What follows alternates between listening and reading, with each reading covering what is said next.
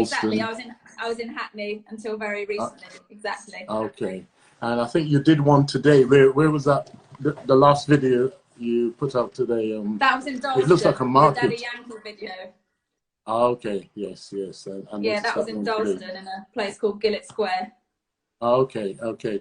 Do you get a lot of support from the radio stations, local radio stations, and nationally? Tell us about that. When I put new music out, I do. I haven't done it for a while. It's been sort of locked down. I thought I'd get loads of writing done, but it was just a strange time where creativity wasn't really like the first thing to think about. It was more in everyone's head was in survival mode. So there's been a bit of a hiatus, but there will be music out soon, and when it does come out, they're all supportive. I'm very lucky, right. And as are the people in the scene and artists, and I'm very grateful that doing what I do, which is quite different, has been well received. Name some of the artists that you have featured on the other EPs or albums. So I've got an EP out called Grime Violinist Instrumentals. That is collaborations with different producers in the scene, normally the grime scene.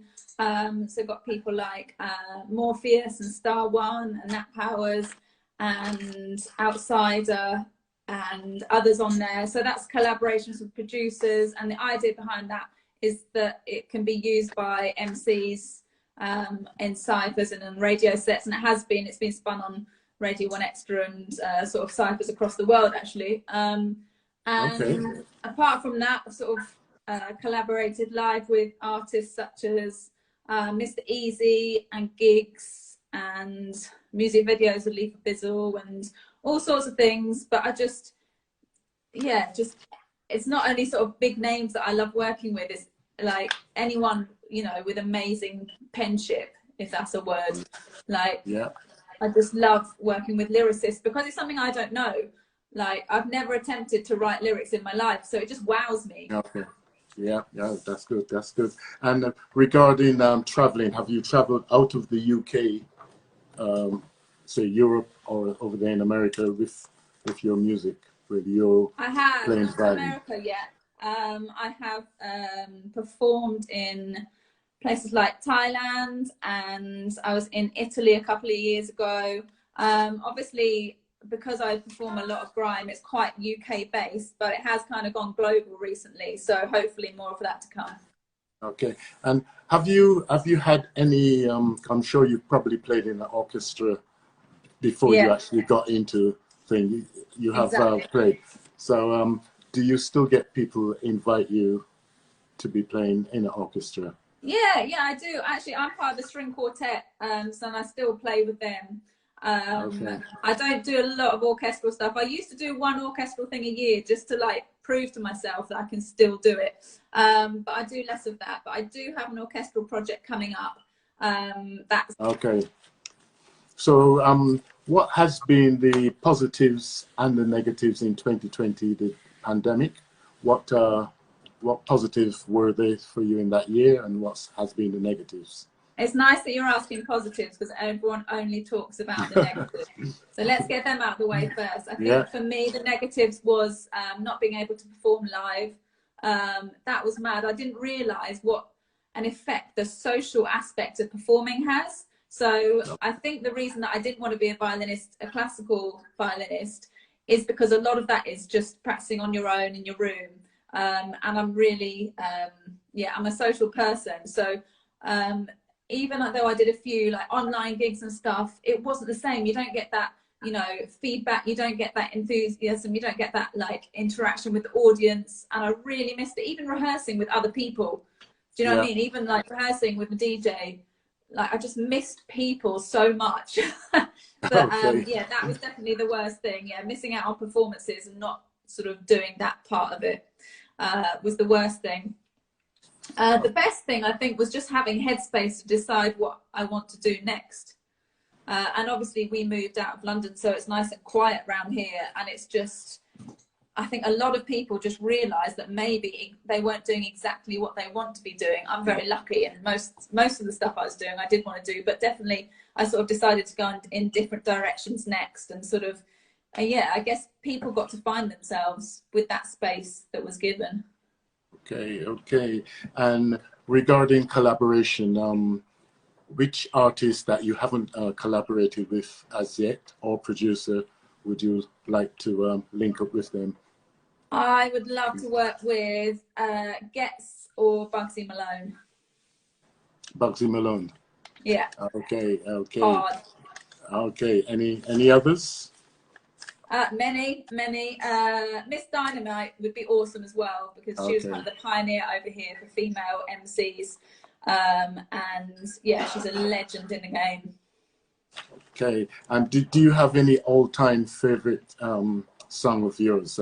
Just one all-time favorite. Of my own ones or someone else's? No, someone else's. Yeah. Oh, okay. Still Miss Dynamite, because literally my favorite song is one of hers. It's Sticky Boo featuring Miss Dynamite, and it's old now, but it's absolutely, it still bangs. Okay, okay. And where do you see sort of success in 3 years' time? In 3 years' time, where do you see yourself? This is like my goals workbook right now. Yeah.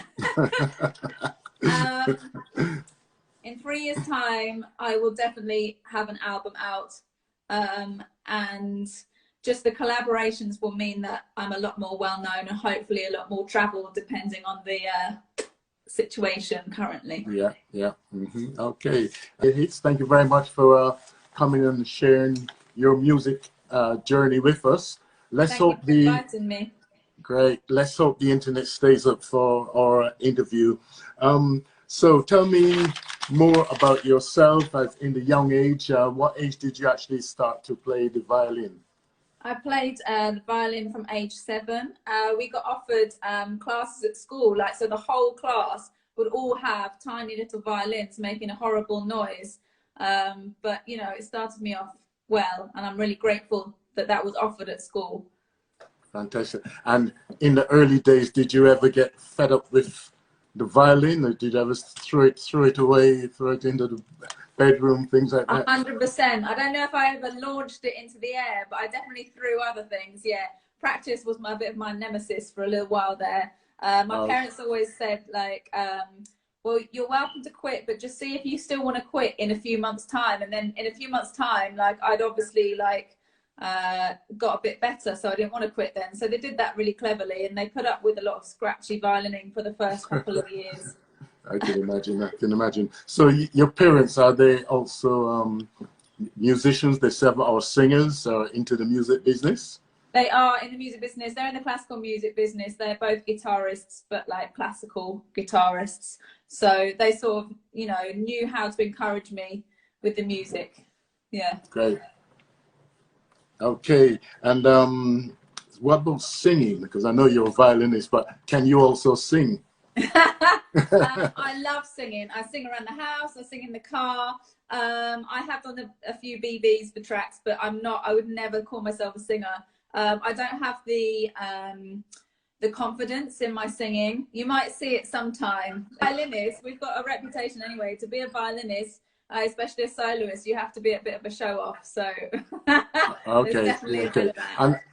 Yes, and I noticed that on your video clips on Instagram, you're always moving, always in the beat, looking very good. I've been following all your. Yeah, no, I love dancing. Almost, well, probably more than music even. So yeah, obviously I'm not busting out actual dance moves, but I can't help move around to the tracks that I choose. You have got the rhythm. You definitely have got the rhythm. Thank you. I'll take that. At what age did you realize I need to take this serious? I want to make this as my career, as a music. You know what? It wasn't until really late. I took violin at university for a music degree, and at the end of that, I thought I don't want to be a violinist because it was very classical, very straight. I got a good degree out of it, but yeah, it wasn't really sort of speaking to me because it wasn't popular music at all. So I went into arts administration. I worked for music venues and things like that. And then after a few years, I just wanted to, I was starting to do some session work, recording work for like pop music and rap and things like that, a bit of soul. bit of gospel. And I just thought, if I could do that, that's what I want to do. So yeah, I quit my job. That was scary. And just went freelance for a bit and did all sorts of other jobs to keep it going. And then it sort of, yeah, it worked out in the end. Great. And your parents, when you decided to sort of pull away from the classical side, did you get a kickback on that, or? No, not at all. I don't think they quite understood it, but no, they're yeah, my parents are the best parents in the world. They literally will support as long as I'm happy. They're happy. They're those kind of parents, you know, the good kind. So yeah, no. Okay, so they're fine with it. Got you. So growing up, what type of music were you listening to in the house with your family? Growing up in my house, it was always classical. Okay. Classic FM on in the background 24/7, literally. And my parents would be playing, they met playing guitar duets, so they still play together. They now play for sort of charitable work because they're retired, but they still play for charity things. So yeah, I sort of, you know, grew up hearing them play the guitar. I was definitely played my mum used to play the guitar when obviously she was pregnant, so maybe some of the music went in from a very, very young age. Yeah, and it was classical literally until like my friends started to introduce me to other things when I was like 12 or whatever it is, 12, 13. Yeah, so where did the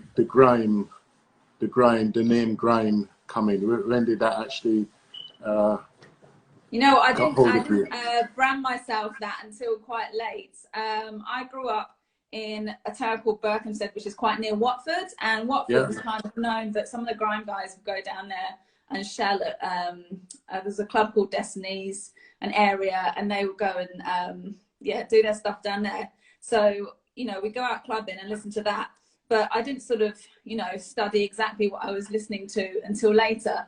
And then the reason I could just call myself the Grime violinist, it was just organic, really. I just one of my first things that I put up on Instagram was me playing to one of my favorite tracks, which was a Grime instrumental, and people really, really liked it because I hadn't really heard live violin on Grime before.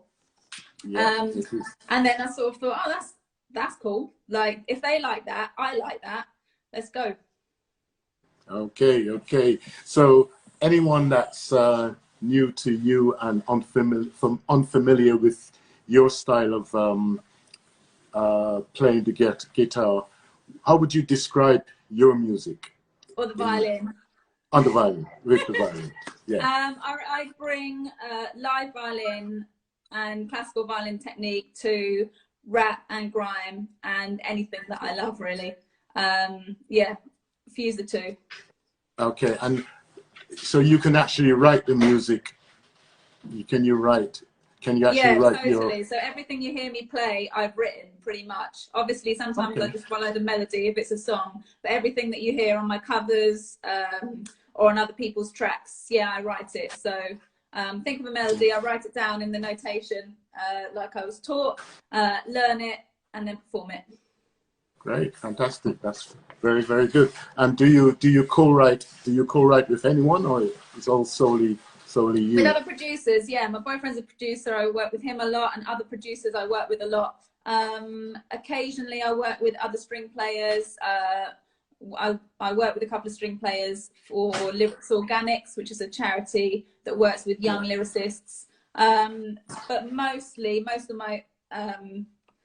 of my writing is spent at home in my room with my